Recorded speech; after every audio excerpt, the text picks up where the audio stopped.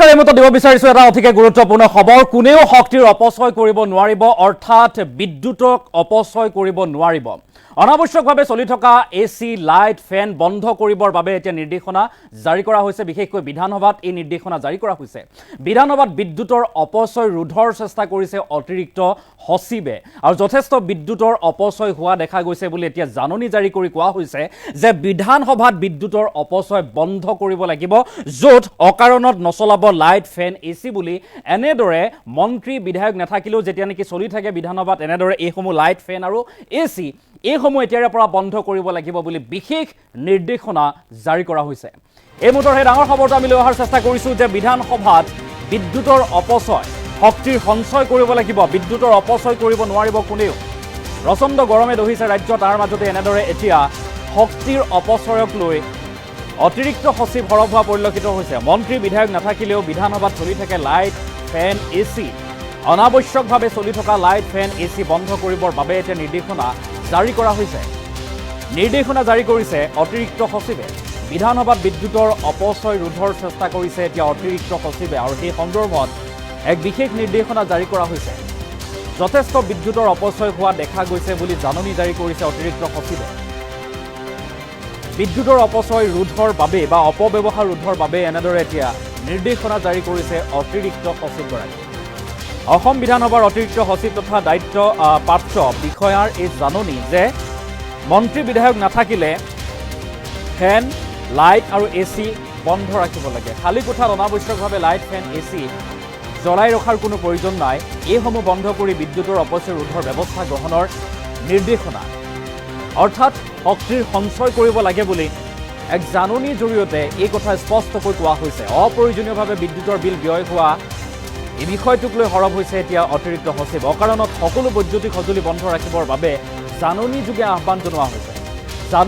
আহ্বান জনোৱা হৈছে প্ৰচণ্ড গৰমে দহিছে যিহেতু ৰাজ্যবাসীক আৰু আনফালে বিদ্যুৎৰ অপচয় আৰু সেই বিদ্যুৎৰ অপচয় ৰোধ কৰিবৰ বাবে এতিয়া অতিৰিক্ত সচিবে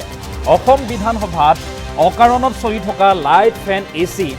যেতিয়া নেকি মন্ত্ৰীগৰাকী নাথাকে যেতিয়া নেকি বিধায়কগৰাকী নাথাকে বা আন বিষয়ববীয়া বিধানসভাৰ এই কোঠাত যেতিয়া নাথাকে তেতিয়া লাইট ফেন এসি জ্বলাই ৰখাৰ কোনো প্ৰয়োজন নাই এনেদৰে যেতিয়া খালী কোঠাটোত লাইট ফেন এসি জ্বলাই ৰখা হয় তেতিয়া শক্তিৰ অপচয় হয় বিদ্যুৎৰ অপচয় হয় আৰু এই ক্ষেত্ৰত যে বিভাগীয় যিসকল লোক আছে কৰ্তৃপক্ষই এইসমূহ দিশ মন কৰে কোনো নথকাৰ অৱস্থাত লাইট ফেন এসি যাতে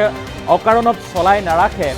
সেই প্ৰতি লক্ষ্য ৰাখিবৰ বাবে এতিয়া নিৰ্দেশনা জাৰি কৰা হৈছে এক প্ৰকাৰ বিদ্যুৎৰ অপব্যৱহাৰ ৰোধ কৰিবৰ বাবে এতিয়া নিৰ্দেশনা জাৰি কৰা হৈছে অসম বিধানসভাত অতিৰিক্ত সচিব তথা দায়িত্বপ্ৰাপ্ত যিগৰাকী বিষয়া তেখেতৰ তৰফৰ পৰা এই জাননীৰ জৰিয়তে কোৱা হৈছে মন্ত্ৰী বিধায়ক নাথাকিলেও যেতিয়া নেকি চলি থাকে লাইট এসি আৰু ফেন তেতিয়া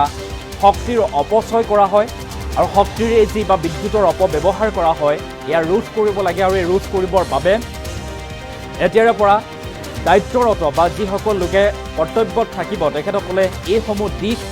মন কৰিব লাগিব বুলি এতিয়া স্পষ্টকৈ এক জাননীৰ জৰিয়তে উল্লেখ কৰা হৈছে